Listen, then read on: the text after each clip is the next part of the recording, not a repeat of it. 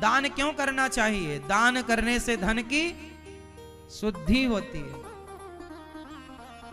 जैसे किसान खेत में, पहले किसान खेत को दान करता है, बीज दान करता है। गेहूं बोता है तो वो देता ही तो है खेत को। क्यों जी, क्या करता है किसान? किसान खेत को बीज दान करता है, गेहूं का या इत्यादि जो भी फसलों के बीज हैं सारे। किसान पहले क्या करता है? देता है। और जब देता है तो फिर माटी, फिर वो खेत उसे कई गुना करके देता। तो दान किसान ने किया तो मिट्टी ने भी वापस किया। उसी तरह जब आप दान करते हैं, अपनी कमाई का कुछ हिस्सा भूखे की रोटी में, प्यासों की पानी की व्यवस्था। पहले के जमाने में राजा लोग कुआं खुदवाते थे, कुआं, बावड़ियां बनवाते थे। बावड़ी समझते हैं? कुआं होता है जिस कुएं में हम बाल्टी से कुआं समझते हैं ना, कुएं से पानी ना बाल्टी से ऊपर आता है ना। जबकि जो बावड़ियां होती हैं उसमें बाल्टी से पानी लाने की जरूरत नहीं होती। बावड़ियों में सीढ़ियां होती हैं ढेर सारी, उतर के खुद जाओ और नीचे जाके पानी पी के फिर वापस आओ। उसे बावड़ियां बोलते थे पहले के। आज भी पुरानी बावड़ियां हर जगह मिलती हैं, आज भी बहुत सारी बावड़ियां मिलती हैं बहुत जगह अवशेष। तो बावड़ियां का मतलब होता था कि आप नीचे जाके पानी पिए, और पानी भर के फिर मटके में लोग वहां से लाते थे। कुआं सूख जाते थे पर बावड़ियां नहीं सूखती थी। बावड़ियां और गहरी थी, क्योंकि सीढ़ी बनाने तक वो गहराई, फिर उसके नीचे और गहराई। तो कुआं की सूखने की संभावना हुआ करती थी गर्मियों में, पर बावड़ियां नहीं सूखा करती थी। और बावड़ियों में खर्चा बहुत आता था, तो बड़े बड़े राजा जो धर्मात्मा पैसे वाले लोग होते थे वो बावड़ियां बनवाते थे समाज के लिए, कि हम बावड़ी बनवाएंगे तो आने वाली पीढ़ी पानी पिएगी इस बावड़ी में और हमें आशीर्वाद देती रहेगी, हमारे ना रहने पर भी हमसे कुछ पुण्य होता रहेगा। ये इस भाव से लोग बावड़ियां बनवाते थे। पहले लोग बगीचे लगवाते थे, आम का बगीचा, अमरूद का बगीचा, आंवले का बगीचा इत्यादि फलों के बगीचे, ताकि यहां से गुजरने वाले मुसाफिरों को पेट भर फल मिलता रहे और लोगों के द्वारा हमारे कुछ हिस्से को हम समाज की सेवा में लगाएं। क्योंकि इससे क्या होता है? धन की शुद्धि होती है और धन की वृद्धि होती है। क्या होता है? धन की शुद्धि भी होती है और धन की वृद्धि भी होती है, और आपकी दुर्गति से वो दिया हुआ दान आपको बचाता है। दानम दुर्गति नाशनम, दान करने वाले की कभी दुर्गति नहीं होती, वो आपको बचा लेता। जैसे दानवीर कर्ण ने बहुत गलत काम किया कि द्रौपदी की साड़ी खिंचती रही और वो तमाशा देखते रहे और चुपचाप रहे। लेकिन समाज में आज भी कर्ण का नाम आदर से लिया जाता है, तो केवल इसलिए कि उन्होंने दान दिया, तो उनके द्वारा दिए गए दान ने उनको दुर्गति से बचा लिया, वरना उनकी बड़ी दुर्गति होती, जैसे दुर्योधन इत्यादि की हुई। पर कर्ण बच गए। कर्ण की मृत्यु तो अधर्म से हुई, क्योंकि उन्होंने अधर्म किया था, लेकिन फिर भी बहुत ज्यादा दुर्गति नहीं हुई। भगवान ने स्वीकार कर लिया, क्योंकि तुमने पाप तो किया है तो पाप का दंड भी मिलेगा, पर तुमने दान किया है। दानवीर कर्ण रोज स्वर्ण दान करते थे,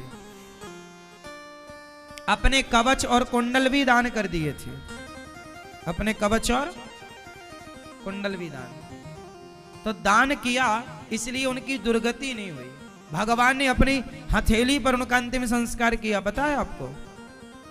कर्ण का अंतिम संस्कार भगवान ने वहां किया जिसका आज तक संस्कार हुआ नहीं, हाथ में, भगवान के कर कमलों में। भगवान बहुत प्रेम करते थे कर्ण से, इसलिए समझाने गए थे कि दुर्योधन का साथ छोड़ दो, पर वो नहीं छोड़े कि हमने नमक खाया है। तो फिर अधर्म का साथ दिया तो मौत अधर्म से हुई, इसलिए चूंकि पर धर्म किया था, दान किया था, तो उस दान ने उनकी दुर्गति नहीं होने दी, सदगति हुई। समाज में जितना आदर से कर्ण का नाम लिया जाता है, क्या उतने आदर से दुर्योधन का लिया जाता है? बोलो। पूरे महाभारत में केवल 3 लोगों का नाम आदर से लिया जाता है। पहला नाम है भीष्म पितामह का,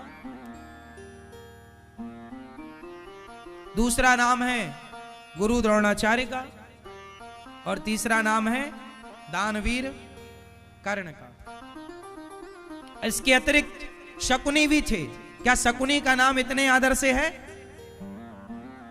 देखो, मौत मिल जाना बड़ी बात नहीं है साहब, पैसा मिल जाना बड़ी बात नहीं है,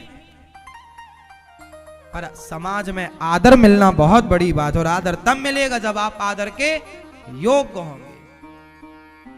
आप सोचें कि हम गलत काम करें और समाज हमारा आदर करें, तो दुर्योधन का कोई आदर नहीं करता। दुर्योधन नाम का कोई नहीं है।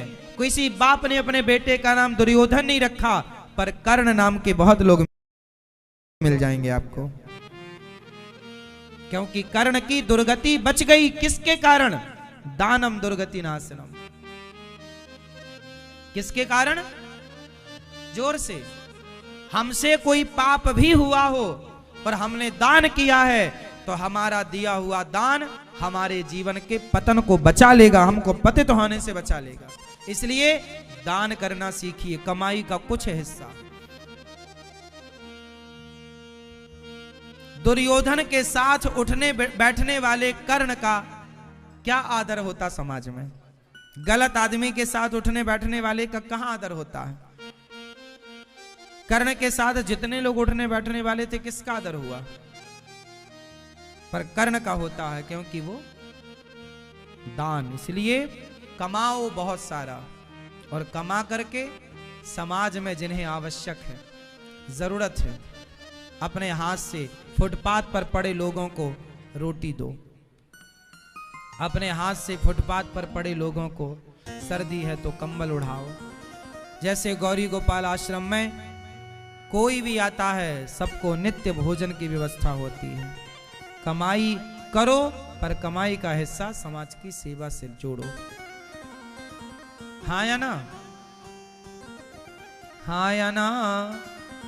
क्यों भैया, आप करते हो दान? करते रहना। कमाई का 5% या 3% अलग निकाल के रखो, वो मत खा लेना। जैसे पहली रोटी गाय की मत खा लेना, आखिरी रोटी कुत्ते की मत खा लेना। आपके घर में भोजन बनता है कितने लोगों का? 3 लोगों का। आपके घर में कितने लोगों का भोजन बनता है? 4 लोगों का। आपके घर में 3 लोगों का। आपके घर में 6 लोगों का। भोजन बनाने का नियम यह है कि जब भोजन बन जाए, यदि हमारे घर में 6 लोग हैं तो हम 7 लोगों का भोजन बनाएं। 7 लोग हैं तो 8 लोगों का भोजन बनाएं। 1 लोगों का एक्स्ट्रा इसलिए बनाना चाहिए कि अचानक आपके द्वार पर कोई आ जाए तो वो भूखा ना जाए। आप निकल कर अपने द्वार के बाहर देखो। आप लोगों ने पहले के जमाने में घर तो देखे होंगे।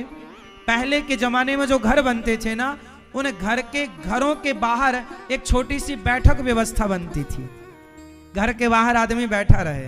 क्यों ऐसा होता था ना पुराने घरों में, कि घर के बाहर एक छोटा सा बैठने के लिए चबूतरा टाइप का बनाते थे? नहीं बनाते थे? क्यों बनाते थे बताओ जरा, बोलो। हमारे जो पूर्वज थे ना, बड़े वैज्ञानिक थे। घर के बाहर बैठक व्यवस्था बना देते थे कि जिसे भूख लगी हो वो आकर यहाँ बैठ जाए। जब हम भोजन करने, पहले का गृहस्थ जब भोजन करने बैठता था तो वो अपने घर के बाहर निकल के देख लेता था कि हमारे घर के पास कोई भूखा तो नहीं है। यदि होता था तो पहले उसे खिलाता था, फिर अपन खाता था।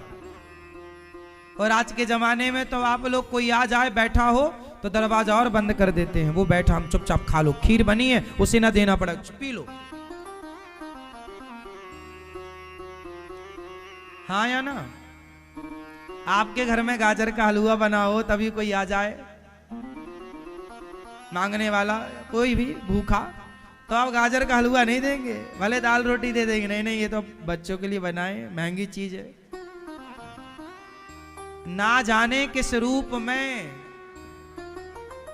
नारायण मिल जाएं, पता नहीं किस रूप में नारायण मिल जाए।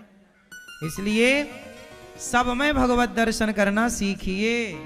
और आप लोग अपने घर पर तो चलो, आजकल तो घर पर अब देखो कोई आता भी नहीं है। कौन आता है आजकल मांगने के लिए कि भैया रोटी दे दो। इसलिए गौरी गोपाल आश्रम में आज भी हजारों संत यहाँ सुबह सुबह भोजन लेने के लिए आते हैं। तो आप लोग जो एक लोगों का एक्स्ट्रा जो भोजन है वो आप अपने घर से एक संत का भोजन आप अपनी ओर से रोज गौरी गोपाल आश्रम में बंटवा सकते हैं। एक महीने में 30 संतों का इकट्ठा एक महीने में, ताकि आपके घर की रोटी, आपकी कमाई की कुछ हिस्सा रोटी का कोई संत खाए। वो परंपरा नष्ट ना हो जो भारत में थी। हमारे यहाँ 3 रोटियां निकलती हैं। 3 मतलब पहली गाय की, आखिरी कुत्ते की, और एक थाली भोजन मतलब 4 रोटी जरा चावल दाल, एक आदमी का पेट भर जाए इतना। दीन दुखी जरूरतमंद, तब जाकर के शुद्धि होती है अन्न की। ना तो अब आपके घर में गाय की रोटी निकलती है तो खाती नहीं है गाय, क्योंकि गाय आती नहीं है सबके घर। आप लोग पहली रोटी गाय की निकालती हो मैया? हाँ, बच्चों को, पक्षियों को। तो गाय की रोटी तो गाय आती है आपके घर, फिर कहां जाती है? गौशालाओं में आप भिजवाया करो। गौशालाएं हो तो अच्छी बात है, वरना एक उपाय बताएं, आप अपने नाम की एक गाय गौशालाओं में दान करो, ताकि आपके नाम की वो रोटी गौशालाओं में गौ माता खाती रहे और आपको पुण्य मिलता रहे। वो परंपराएं नष्ट ना हो। माना कि आज घर उस तरह से नहीं है, आज मल्टियों में लोग रह रहे हैं, फ्लोरों में ऊपर रह रहे हैं, गाय नहीं आएगी तो फिर आप वो परंपराएं तो नष्ट हो जाएंगी। फिर वो नष्ट ना हो, वो संस्कार बच्चों को देकर जाइए कि बेटा केवल अपना नहीं खाना। हम गृहस्थ हैं, गृहस्थ जब कमाता है तो गृहस्थ केवल अपने बच्चों के लिए नहीं कमाता। गृहस्थ की कमाई का कुछ हिस्सा गाय खाती है, गृहस्थ की कमाई का कुछ हिस्सा संत खाते हैं, गृहस्थ की कमाई का कुछ हिस्सा कुत्ता खाता है, गृहस्थ की कमाई का कुछ हिस्सा पक्षी खाते हैं। एक गृहस्थ ही है जो प्रत्येक जीव जंतुओं का, साधु संतों का, ब्रह्मचारियों का पालन पोषण करने वाला है, भिक्षा देने वाला है। भगवान तो हैं सबके पालनहार, लेकिन सुदामा जी भी भिक्षा मांगने जाते थे। तो आप गृहस्थों के घर से ही भिक्षा निकलेगी और निकालो। अब पहले के जमाने में भिक्षा निकलती थी तो लोगों का धन शुद्ध था, और धन शुद्ध था तो मन शुद्ध था। जैसी शुद्धि वैसी बुद्धि। अब निकलता नहीं है किसी का तो वो धन तुम्हारी बुद्धि बिगाड़े बैठा है, तुम्हारी बुद्धि भ्रष्ट हो रही है। शराब पी रहे हो, चरस खा रहे हो, चरस पी रहे हो, मांस खा रहे हो, उल्टे सीधे काम कर रहे हो, भ्रष्ट यही तो है। क्योंकि जिसका हिस्सा था निकलना वो निकला नहीं। क्यों जी बताओ, सबका हिस्सा निकल, गृहस्थ के घर से निकलता है ना। संतों के घर कोई भिक्षा मांगने तो नहीं जाता, संत गृहस्थों के घर भिक्षा मांगने आते हैं। हाँ या ना? जोर से बोलो। संत किसके घर भिक्षा मांगते हैं? तो गृहस्थ भिक्षा देने वाला है। राजा बलि गृहस्थ थे, इसलिए वामन भगवान राजा बलि के यहां 3 पग भूमि की भिक्षा मांगने आए थे। 3 पग भूमि दीजिए। हाँ या ना? इसलिए